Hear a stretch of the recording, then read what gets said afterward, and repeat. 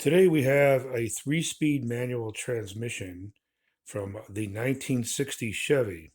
And what I did with this was I tore it down to inspect it.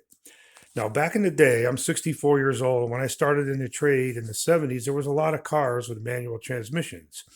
And we would get probably 2 a week for a clutch job. And it was always the same thing. They had complaints about shifting, and there was two types of complaints we would usually get. Number one, clutch is slipping. Number two, difficulty getting it in and out of gear. So what we would do is we would get the car in. My boss would have me remove the transmission, put it on a table, and we would of course inspect the clutch, and look at the pressure plate, see if one of the fingers was broken or a spring, if the disc was worn out, blah blah blah. We would inspect the bell housing for any cracks. It was very common back in the day. Once we had it apart, we would then pull the side cover off the transmission and inspect the assembly.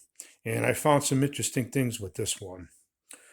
First of all, you have, excuse me, first gear, second gear, then this is called your counter gear. And the power flows in this like a U. You have first gear this way, second gear this way, third gear, it locks the shaft as direct. So on this one, you can see the teeth are chopped up pretty good on the counter gear here. The reason that happens is this isn't synchronized. The first gear is not synchronized. You have to be at a complete stop to mesh first gear. And it didn't happen here. So over time, it chipped off the teeth on the drive gear here, because again, the power flow is like this. So I was able to source an NOS counter gear we're going to install today, and I want NOS. I don't want anything from the Orient.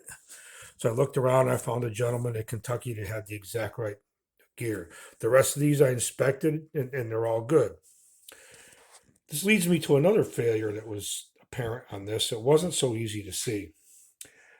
So I took the tail shaft off, and I noted that the bushing, the drive shaft bushing, was chewed up pretty good. Why did that happen? Well, two things. Number one, the transmission mount sunk over time, and it changed the drive line, the angle of the drive line, so that puts stress on that bushing. Number two, somebody had this apart before, back in the day, and they used the orange sealing goop around here instead of a gasket. And the orange sealing goop went to here, and it blocked this hole. And that's a very important hole, because that's how the oil goes down into the back of the tail shaft, and it oils that bushing. So the two things, that the transmission being sunk due to the mount, changing the driveline angle, putting a stress on that bushing, and number two, it wasn't getting enough oil. That hole wasn't blocked all the way, but it was blocked about 3/4 of the way.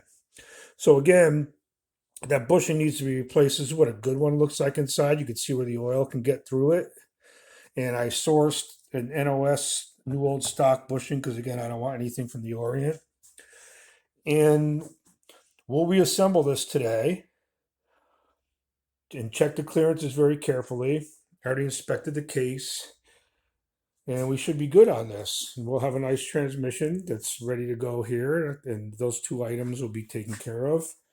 The clutch, I already went through it, checked it, resurfaced the flywheel. It's all good, ready to go. And the engine is completely rebuilt, good and ready to go. Stay tuned. So one other thing that I wanted to talk about with this is when these would fail back in the day, when we had chipped teeth like we have on this gear here, a common practice was that these teeth, you would polish them, grind them and polish them back to a point again. The reason for that was when you had a car that came in back in the day and it had like 75, 80,000 miles on it, that car was near the end of its life.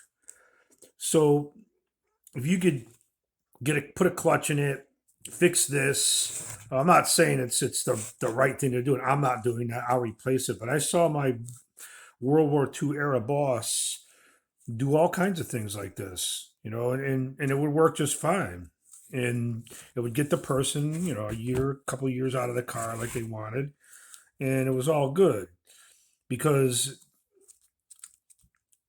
there's a difference between repairing something and rebuilding it. A good repair would be replace the gear. Good enough would be to polish the ends of these because you still have a lot of depth here. If one of the teeth was broken off, and that's how it was explained to me, then no, you wouldn't do that. But on a car that's almost at the end of its life cycle, we would just grind these and polish them down to a point. They would work just fine. And you'd advise the customer obviously that you really need to rebuild the transmission, but just to get them through, get them something to drive, we would do that, and they would work just fine. I saw them do it with high point gears on a differential too, not big chips, but tiny little ones. We would polish them out, and it would be all right. Nowadays, most shops they just replace the whole assembly, the whole transmission. They wouldn't bother with this, but the way I was taught, well, we tore everything down and checked it, and if we could fix it, we would fix it.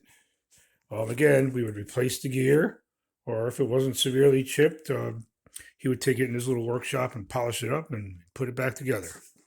Stay tuned. So if you have access to a press, you should bring your tail shaft to the press.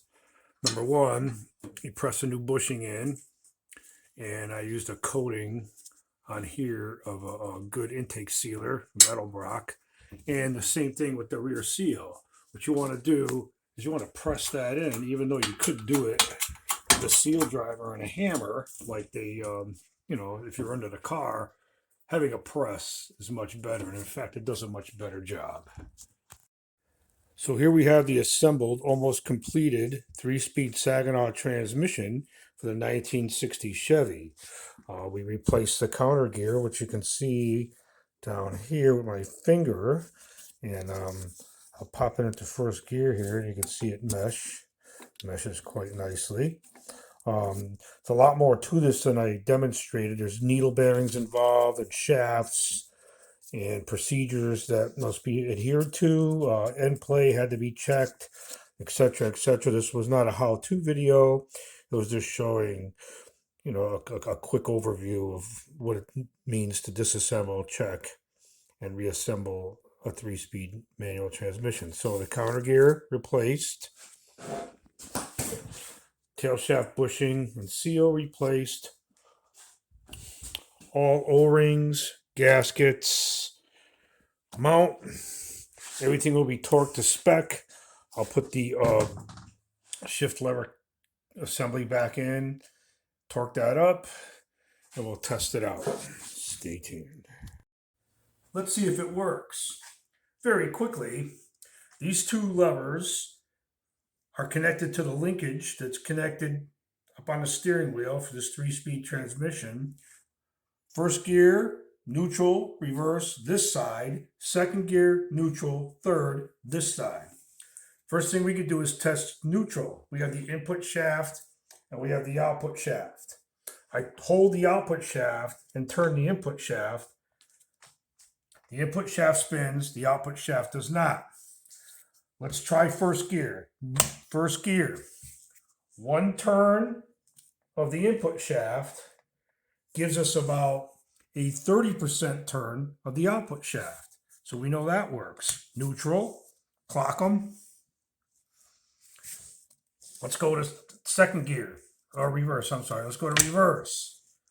One turn of the input shaft has the output shaft spinning in the opposite direction. We know that works. Neutral, clock them up again.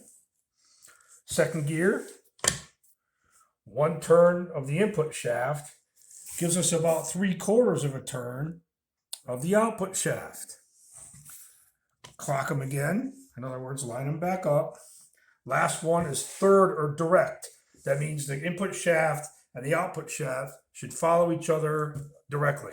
Third gear, one turn of the input shaft brings us back to a full turn of the output shaft. So we have both shafts lining up. Neutral. There you have it. All set.